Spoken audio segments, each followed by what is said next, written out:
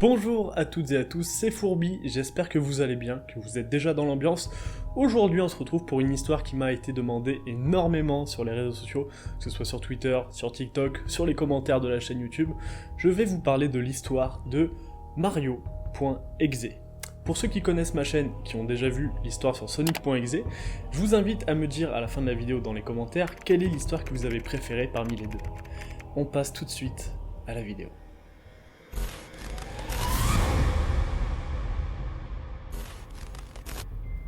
Lucas est un adolescent comme tous les autres. Ce qu'il aime par-dessus tout, c'est les jeux vidéo, et sa mascotte préférée, c'est Mario. Récemment, il s'est mis en tête de faire absolument tous les jeux issus de la licence, mais le problème, c'est qu'il veut commencer par les premiers, qui sont sortis dans les années 80 sur la NES, et il ne possède pas cette console. Par conséquent, sa seule et unique solution pour tester le tout premier, à savoir Super Mario Bros, c'est d'installer un émulateur et d'aller trouver la ROM du jeu. Au bout de plusieurs heures de recherche, il finit par trouver la ROM de Super Mario Bros 1 sur un site assez douteux. Il n'a pas vérifié la source au préalable, mais le site lui propose de le télécharger de façon gratuite, donc c'est ce qu'il va faire. Lucas va alors se retrouver avec deux fichiers dans son dossier de téléchargement, un fichier texte et un fichier .exe. Il va d'abord ouvrir le fichier texte, parce qu'il est intitulé « Lisez-moi » et ça l'intrigue un petit peu, il ne sait pas trop ce qu'il y a à l'intérieur, donc il préfère le lire avant de démarrer le jeu. Le fichier texte, le voici. Comme vous pouvez le voir à l'intérieur du fichier texte, il y a simplement mentionné « Veux-tu jouer avec Mario.exe » dans une suite de caractères très étranges. Mais excité par l'envie de découvrir ce tout premier Mario Bros, Lucas va alors cliquer directement sur Mario.exe. Et le jeu se lance. Le jeu démarre alors sur l'écran titre classique du premier Super Mario Bros sorti sur NES. À une exception près, il n'y a pas de mode 2 joueurs. Et à la sélection du personnage, Lucas est contraint de sélectionner Luigi. Et juste après avoir sélectionné Luigi, Lucas va avoir une sensation étrange. Il a l'impression d'avoir vu l'écran changer une fraction de seconde. Et en effet, il a bien vu. L'écran a bel et bien changé une fraction de seconde. Cet écran-là, le voici. Le fond clair et bleu a laissé place à un fond sombre et rouge, les buissons ont été remplacés par des volcans crachant du feu.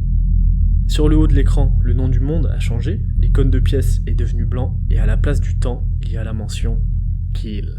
Le logo central Super Mario Bros est entaché de sang, la mention Nintendo 1985 a laissé place à Nintendo 666, et à la place du nom Mario est écrit Immortel, et à la place du nom Luigi, il est écrit Il va mourir.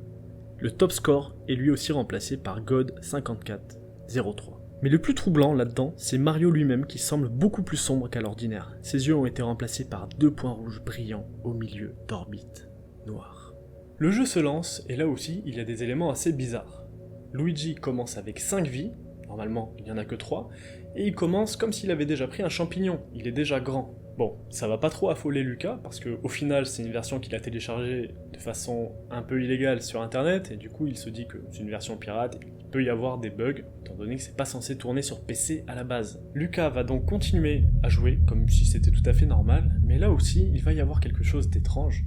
Le niveau est entièrement vide, il n'y a pas un ennemi, et les blocs sont tout à fait normaux. Du coup, il arrive très facilement à la fin du niveau, il monte sur les blocs pour pouvoir sauter sur le mât du drapeau et récupérer une vie, mais là, Luigi semble prendre contrôle du jeu, et il s'arrête juste avant le mât du drapeau, en bas, et Mario arrive de l'autre côté de l'écran. Mais c'est pas le Mario habituel. Comme je vous l'ai dit tout à l'heure, comme sur l'écran titre, il a une apparence sombre, des yeux qui sont remplacés par deux pupilles rouges au milieu d'orbites noires, et il tient dans sa main une torche. La suite, elle est assez horrible. Mario va rentrer dans le château, et tout va prendre feu. Il y a des Toads qui vont sortir enflammés, criant à plein poumon, et avant même que Lucas ait eu le temps de réagir, des blocs armés de pointes commencent à tomber de l'écran, et il a juste le temps de réagir, d'appuyer sur la touche Shift pour faire courir Mario le plus vite possible, jusqu'à tomber sur un tuyau de sortie de niveau, et c'est son seul refuge. Il va donc prendre le tuyau. L'écran passe au noir, et Lucas va alors frissonner de peur. Il va avoir peur parce qu'un message va apparaître, suivi d'une voix qu'il n'a jamais entendue de sa vie. Ce message, le voici. Bonjour Luigi, je veux jouer avec toi. Ça fait froid dans le dos. Le jeu continue et il arrive sur un deuxième niveau souterrain, un petit peu comme sur le premier Mario, le deuxième niveau c'est toujours un niveau souterrain, sauf que là il va également avoir des surprises. Il a à peine commencé le niveau qu'il tombe déjà sur un Toad qui semble décapité. Il est là, par terre, gisant dans ses restes. Mais le plus troublant, c'est en haut du niveau. L'espace d'un instant, on peut apercevoir l'horrible Mario courir à une vitesse folle juste au-dessus de Luigi. Lucas continue de progresser dans le niveau, passant sur le corps de nombreux Toads décapités et de champignons verts sûrement toxiques. Quelques instants plus tard, Mario va subitement apparaître derrière Luigi. Lucas a eu un très bref réflexe et va alors faire sauter Luigi dans une fosse, mais malheureusement pour lui, de très nombreux pics se dirigent à grande vitesse contre le mur qui l'empêche de fuir. Lucas réussira à en esquiver quelques-uns avant de se faire empaler sauvagement dans une projection de sang. La musique de Quand on perd une vie retentit dans une version légèrement distordue. Lucas n'a plus que 4 vies. Un peu bousculé, notre héros va pas trop avoir le temps de réagir puisqu'il est déjà revenu à l'entrée du niveau. Il fait progresser Luigi encore une fois et se retrouve à nouveau dans la fosse. Les pics arrivent, il esquive quelques pics et finit à nouveau empalé par l'un d'eux. Lucas n'a plus que 3 vies. Et je pense que vous connaissez tous l'expression « jamais 203 ». Lucas recommence le niveau et pour la 3e fois, il se fait empaler par un pic. Il ne lui reste plus que 2 vies.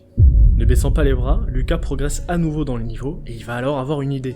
Un peu plus tôt, il a remarqué qu'il pouvait utiliser un bug pour sauter à plusieurs reprises contre une paroi. Il va alors sauter de très nombreuses fois contre la paroi de la fosse au pic pour les laisser passer et atterrir en toute sécurité. Et sans même avoir le temps de profiter de ce moment de triomphe, il va croiser un Toad. Surpris, il martèle la touche F pour se défaire du Toad maléfique et finit par lui trancher la tête. Sous le choc, Lucas souffle un peu en voyant le tuyau de fin de niveau. Il y a de nouveau un écran noir, et cette voix qui revient. Celui qui t'attend enfermé va bientôt sortir. Dépêche-toi. Lucas ne comprend pas trop le sens du message, mais bon, ça va pas trop l'affoler. Il est un peu perturbé, mais bon, tant pis, il continue le jeu. Le niveau 3 se déroule sur un fond noir, la musique est assez désagréable, et à mesure que Luigi avance, on peut voir des messages tracés en sang sur le fond. Bonjour Luigi, je veux jouer avec toi. Es-tu prêt? Souviens-toi Luigi, en enfer tu ne peux compter que sur le diable, et le diable veut t'aider jusqu'à ta mort. Lucas est vraiment pas bien à ce moment-là du jeu, il commence vraiment à avoir une pression de dingue, il a beaucoup de sueur qui coule le long de son visage, mais il va quand même décider de continuer le niveau.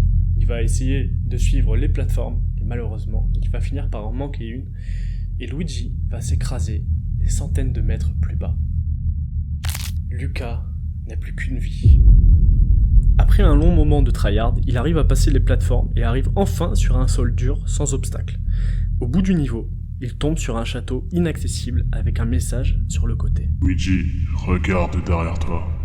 Lucas fait alors demi-tour et arrive rapidement au bord d'une falaise où il trouve Mario tenant Peach proche du vide. Avant même qu'il ait eu le temps d'intervenir, c'était trop tard. Mario avait déjà précipité Peach dans le ravin avec un rire maléfique. Le cri de la princesse retentit jusqu'à ce qu'elle touche le sol et meure dans un terrible impact.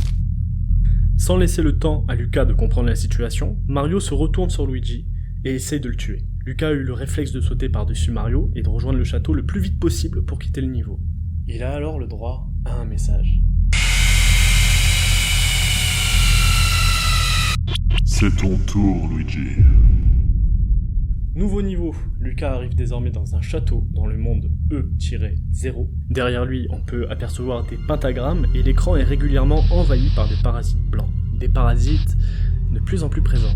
Lucas, il comprend les choses peu à peu. Il comprend que c'est Mario.exe qui fait apparaître les corps décapités, qui change les niveaux, qui fait apparaître les messages, qui met les parasites sur l'écran. Et tout ça, ça le plonge dans une atmosphère assez oppressante. En progressant dans le niveau, il tombera très rapidement sur Mario. Il va lui foncer dessus, sans réfléchir, et ce dernier va disparaître dans une sorte de gaz rouge. Tout en faisant demi-tour pour fuir le tableau, Luigi se retrouve progressivement rattrapé par le gaz rouge. Et au bout d'un moment, Luigi va se retrouver coincé. Lucas, il panique complètement, et Mario apparaît, volant avec un couteau, prêt à tuer Luigi. En une fraction de seconde, c'était terminé. Mario venait de poignarder son frère. C'est terminé, et la voix de Mario retentit encore une fois. Tu es mort, pitoyable morceau de viande. Puis quelques secondes après, l'écran noir laissa place à un écran absolument horrible. C'est une sorte de tunnel rouge avec des cadavres décapités, Toad, Peach, Luigi, Bowser, et au centre, bien sûr, Mario. Mario.exe, avec son regard rouge dégoulinant de sang. Il souriait, comme si la vue de ce massacre lui faisait plaisir. Au-dessus de cette scène de massacre, il y avait la mention « Game Over » en lettres de sang. Lucas va alors paniquer énormément, il va essayer de sortir du jeu, mais il n'y a pas moyen de sortir du jeu. Il a tout essayé, et je vous vois venir dans les commentaires, il a vraiment tout essayé. Il est impossible de quitter cet écran. Et là, il a tout compris. Il se rend compte que Mario.exe a transformé tout le royaume champignon en enfer. Il se rend compte que c'est un monstre sadique et maléfique, tout comme l'avait fait la version maléfique de Sonic.exe. Mario avait tout détruit, jusqu'à assassiner son propre frère. Lucas était à bout de nerfs, il continuait à observer la scène et des larmes coulaient le long de ses joues. Il se sentait coupable, il se sentait profondément coupable d'avoir, d'une quelconque façon, contribué à l'avancement de cette horrible histoire. D'un coup, l'écran changea pour afficher 3 lignes en japonais. Lucas décida de recopier les 3 lignes pour pouvoir les traduire un peu plus tard. Mais avant qu'il ait fini de recopier les lignes, le texte changea de lui-même en français. Il y avait maintenant marqué: Peut-être que nous irons en enfer pour ce que tu n'as pas fait. Peut-être qu'on ira en enfer pour ce que tu ne sais pas. La fin de cette histoire n'arrivera peut-être jamais. Alors qu'il lisait ces lignes dans sa tête, une voix semblait venir de derrière lui. Une voix qui semblait dire exactement la même chose. Lucas pivota son siège, lentement, très lentement. Et soudain, il cria! Mario.exe était devant lui, un grand couteau à la main, prêt à l'emploi. Mario lui dit: Merci d'avoir joué avec moi, Lucas. Puis...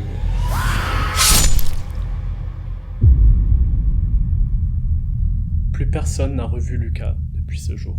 Mais ce que je ne vous ai pas dit au début de cette vidéo, c'est que maintenant, lorsqu'on télécharge Mario.exe sur ce site douteux, il y a un 3e fichier dans le dossier de téléchargement. Un simple fichier texte nommé ouvrez-moi.txt en majuscule. Dans ce fichier texte, on retrouve l'histoire que je viens de vous raconter, mais pas que. On va lire le message ensemble. Voilà la vérité. Ce Mario maléfique tue les personnes jouant à Mario.exe. Je me suis retrouvé coincé à l'intérieur du jeu après avoir été poignardé dans ma chambre. Je ne sais pas comment, mais ce qui est sûr, c'est que vous ne devez absolument pas ouvrir ce putain de jeu. C'est un vrai cauchemar ici, et je n'ai pas beaucoup de temps. Il va revenir, n'ouvrez pas... Ça n'est rien. Ne faites pas attention à ce qui vient d'être dit. Si vous pouvez lire ça, il est déjà trop tard. Vous êtes le prochain. Soyons amis. Pour toujours. Et voilà, c'est déjà la fin. J'espère que cette petite creepypasta sur Mario.exe vous a plu. Vous aviez été très nombreux à me la demander et j'espère que je l'ai traité comme il fallait. Je l'ai légèrement modifié. Évidemment, vous commencez à me connaître. Si la vidéo vous a plu, je vous en supplie, partagez la vidéo.